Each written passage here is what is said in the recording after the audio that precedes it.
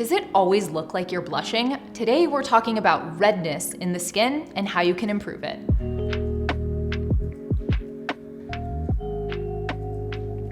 If you're new here, welcome. I'm Dr. Sam Ellis. I'm a board-certified medical and cosmetic dermatologist in Northern California, and I'm here to help you understand your skin and find products that work for you. So if that sounds good, give this video a thumbs up and don't forget to subscribe to the channel. As someone who personally has rosacea and as a physician who treats people with facial redness as a complaint on a daily basis, I think it's really important that we go over the causes of redness before we can understand how to treat them. When I'm initially talking to my patients about their redness, because it is such a common complaint that patients have, rightfully, it can be very frustrating if you feel like your skin always looks ruddy or uneven due to dilated blood vessels or just general flushing on the skin. One thing I always try to understand from them is, do they always have redness that maybe gets worse at certain times, or does it come and go? And it's important for me to make that distinction because that can be a clue into what's causing their redness and gives us a better opportunity to treat it or address it correctly. Probably the most common inflammatory condition that I see as a dermatologist that leads to facial redness is rosacea. I have an entire video dedicated to rosacea, so if you have specific rosacea questions, definitely look there. But in general, rosacea is an inflammatory skin condition where people develop redness and flushing of the skin that can also be associated with things like skin swelling as well as pimples. Another common skin condition that I see that leads to facial redness is keratosis pilaris, also known as chicken skin. And a lot of people are familiar with keratosis pilaris or KP on the body. So for example, on the upper outer arms or on the thighs, but you can also get keratosis pilaris on the face, and it's typically seen on the cheeks. And actually, I see a lot of patients who are hoping I will evaluate and treat their rosacea, and when I actually look at their skin, they have facial KP. And it's really important to be able to make these distinctions because when we're talking about treatments that are going to work for rosacea and that redness, that is very different than what's going to work for facial KP. Other common skin concerns that can lead to facial redness are seborrheic dermatitis. So seborrheic dermatitis is sort of like exuberant dandruff of the face. You can get it on the scalp as well, but a lot of times seborrheic dermatitis will show up as red areas, usually around the eyebrows and around the nasolabial folds. And typically that redness is also accompanied by scaling. And then there are other things that cause facial redness, but they are usually associated with skin conditions elsewhere on the body as well, like eczema or atopic dermatitis, psoriasis, or contact dermatitis, so some type of sensitivity or allergic reaction to something that's coming in contact with the face. I treat a lot of young women in my practice, so I do want to just touch on lupus very quickly because a lot of women are concerned about having lupus if they have a lot of redness of their cheeks. Lupus doesn't just show up as redness of the cheeks. You're going to have other symptoms as well. And something that's very distinct about a lupus rash, also known as a malar rash or a butterfly rash, is that it spares the nasolabial folds and the upper lip. Lastly, when I'm evaluating someone's chronic redness in their skin, I'm always gonna make sure that it's not due to a side effect of a medication that they are applying topically or taking systemically. Also, hormonal shifts can play a role in redness, so whether that's pregnancy or going through menopause, we need to evaluate that. And aside from what I've already mentioned, it is so important to recognize that chronic sun damage, so sun damage over a lifetime, can lead to facial redness. So not all facial redness or dilated vessels on the face is rosacea. Many times it is just sun damage that needs to be addressed. Now, if someone doesn't have a ton of baseline redness, but it tends to come and go, we would refer to that as flushing. And flushing isn't just the skin becoming red with a certain trigger. It is usually also associated with a feeling of warmth. And this can be due to a variety of things. Most commonly, it's due to thermoregulatory things, so you're trying to cool yourself down. So people who run hot tend to flush more. Also, it can be due to an emotional response. So you might be thinking of like yourself or a friend or family member that when they have to speak publicly, for example, not only does their face turn red, but their neck and their chest get blotchy. Sometimes they can even feel a little bit systemically ill, and that's all emotional flushing. Most people who flush started as flushers pretty early on in their life, so they can think back to like doing PE class in childhood and getting really red and people asking like, hey, are you okay? So that's something that usually is continued on into adulthood. But if I have an adult with new onset intense flushing, that does deserve a further medical workup to make sure that there aren't any underlying causes to that flushing. And lastly, there are some people who just have a lot of pinkness in their skin. It's not that they have an underlying skin disorder. It's not that they are flushing. It's usually people who have very fair skin, and then they just have a lot of blood flow under the surface of their skin that leads to this pinkish hue. And again, it's really important to understand the root cause of someone's redness, because when we're thinking about interventions, they really need to be targeted. And we also need to understand if it's worth targeting or something that can actually even be intervened upon.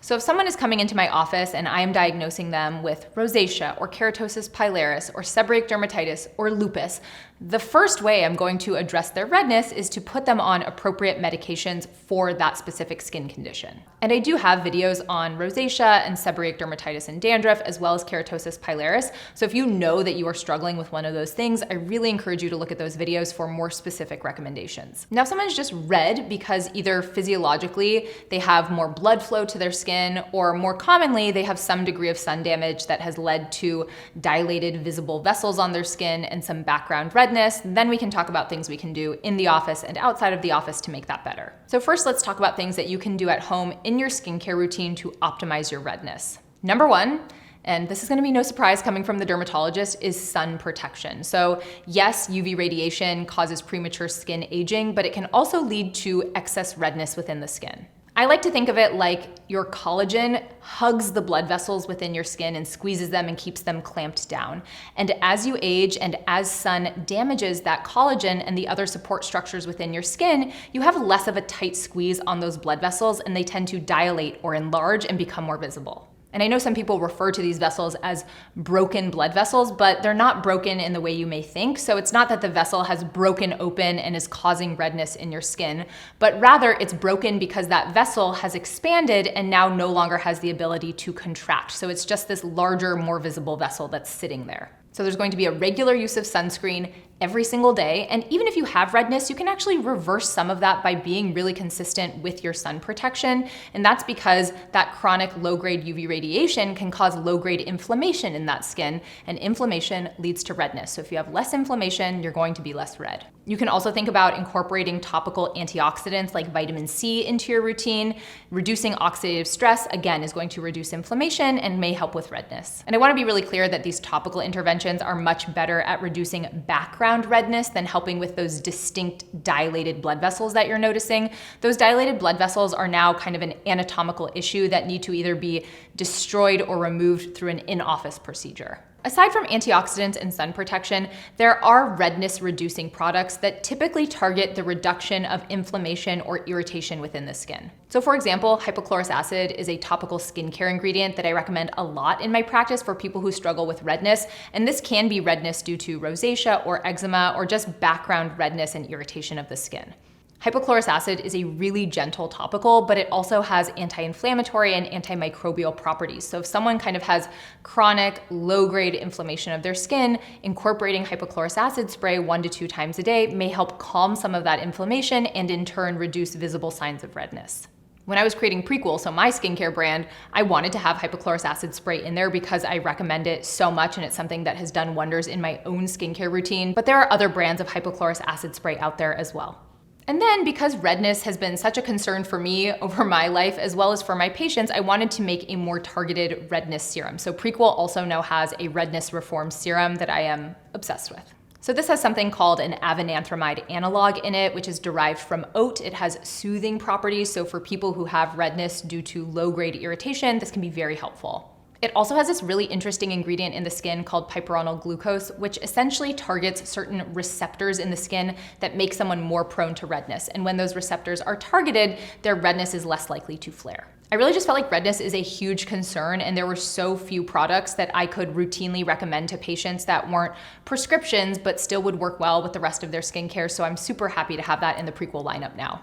The other thing that's really important to recognize is whether or not your redness is due to something that you are doing to your skin barrier. So when your skin barrier is struggling, it's been stressed out, you've used too many acids, overdid it with your retinoid, just went in too hard, got too much sun, etc., your skin barrier is going to be stressed out and you're going to be red for that reason. So even things like moisturizers, calming serums, hydrating serums, these can all help support your skin barrier and in turn make your redness better. So if you have redness and your skin also feels uncomfortable, that can be a clue that your skin barrier also needs to be addressed. And the last thing that should be covered when talking about addressing redness with things that you can get over the counter is the use of color correcting cosmetics. So many patients will come into my office and be like, I just want to be able to go outside without makeup. I feel like my redness is always showing and I just want to be confident without anything on my skin. And even though I think that is a nice goal to have, I don't think it's a very particularly reasonable goal to have. Usually people who deal with redness, no matter what interventions they're doing, whether it's topical things, prescription things, procedures in the office, they will always have some degree of redness. So I want you to feel more confident with less makeup or less coverage, but to feel like you're going to eliminate every single bit of redness in your skin, I think is unrealistic. As someone who struggles with redness myself, even though I think I have my redness under great control compared to what it once was, and that's through the use of in-office procedures as well as topicals, I still feel way more confident going out into public when I have a tiny bit of makeup on. So I think it's really important to understand that even people who have accomplished a lot and come a long way with their redness don't necessarily feel great without a little bit of help from a cosmetic. Now, aside from using prescription medications that specifically target your underlying inflammatory skin condition, like being on topical metronidazole or topical ivermectin for your rosacea or using ketoconazole for your seborrheic dermatitis, there are medications that help constrict the blood vessels in your skin like Mirvaso and Rhofade. These are most commonly prescribed to people who have rosacea. The issue though with this is that it does not cause permanent reduction of those blood vessels. It just puts a little squeeze on them temporarily. So for someone who has really bad, intense flushing throughout the day, they might use this topical in the morning to help control their redness throughout the day. The issue that some people have though is that they get something called rebound flushing, where they get this worse, more intense flushing at the end of the day as that medication wears off. Now that doesn't happen to everyone, so if you're interested in trying something like that for your rosacea, I think it's worth a conversation. The other thing is that these medications don't tend to be covered well by insurance, and so they can be exorbitantly expensive, like hundreds and hundreds of dollars. And so for people who may want to try them, that can be kind of a big risk to take if they don't know if it's going to work for them. Now for people who have regular flushing or blushing, especially if it's tied to emotional stress, there are medications that you can take. Sometimes they fall into the cardiac categories. So there are some medications that help with high blood pressure, for example, that can be used to help with redness as well. Things like beta blockers, clonidine can be useful. Even certain antidepressants can be helpful for redness and flushing. But there's no medication that's been proven across the board to be consistently effective for people who flush, so it may take some trial and error. Also, these oral medications are not without their own potential side effects, so something that's always important to evaluate is whether or not the benefit is worth the risks and side effects, and really just evaluating how much your redness bothers you and is it worth it to be on these systemic medications. Lastly, I do want to talk about in-office procedures because those can be some of the most effective interventions for helping with redness. And these devices work best at targeting specific dilated blood vessels in the skin. So if someone comes into the office and they just have general redness, and when I look really close at their skin, I can't see any tiny little blood vessels, they're less likely to respond favorably to these interventions. However, most people who have redness have some degree of dilated blood vessels, and targeting those can help so much with the appearance of their redness. The most common lasers that are used are typically PDL or KTP lasers. These target redness within the skin. Other things you can use are IPL or BBL, also known as intense pulse light or broadband light. Those are not lasers, but they do emit certain wavelengths of light that specifically target redness in the skin. And I would say not one of those devices is better than the other. For example, in my office, we have a pulse dye laser called a V-beam laser. We also have IPL devices. And it's really when I'm looking at a patient's individual skin, if I'm going to decide which one I think they will respond to better. I would say I generally reach for my V-beam the most because it is the most refined and targeted. But for example, if someone has redness in their skin, but they also have a lot of other sun damage, brown spots, etc. in the background, then an IPL might be better because you can kind of kill two birds with one stone. And one thing I will say about in-office treatments with lasers or other devices, and you've heard me say this before, is it's not about the device, it's about whose hands the device is in. I've had so many patients come to me be like, oh yeah, I had V-beam a few years ago and it didn't really work for me. And I'm looking at their skin going, oh my gosh, I feel like you are an amazing V-beam candidate. And then I do it for them and they have a completely different result. So it's not just about the technology, but you need to know how to pick the particular settings, how to look at the patient and understand how they will respond. And that makes all the difference. So if you've gotten treatments for your redness before and you've been underwhelmed, it may not be a bad idea to get a second opinion because you might be able to get more benefits than you realize. These cosmetic interventions are not typically covered by insurance because redness is usually considered a cosmetic concern, and they can be several $100s per session. But what I can tell you as someone who has treated redness for years, and I use the pulse dye laser and my IPL in clinic every single day, it is so transformative for people that they are happy to invest in that because they wear their skin every single day, they look at their redness every single day, and when that's reduced, it doesn't have to even be gone. If it's 50%, 75% reduced, it is life-changing for them. Like literally people say, you changed my life by helping me with my redness. I would say if you deal with a lot of redness, you would typically expect to do 2 to 3 sessions of an IPL or a V-beam to get the best control of your redness. And then redness is something that does come back over time where you can develop new redness. And so a lot of patients are on an annual maintenance plan where they're doing one treatment once a year to keep things under control. If you deal with redness in your skin, I am so curious what your experience has been. Please share in the comments. As always, thank you so much for being here. Don't forget to like this video and subscribe to the channel, and I'll see you next time.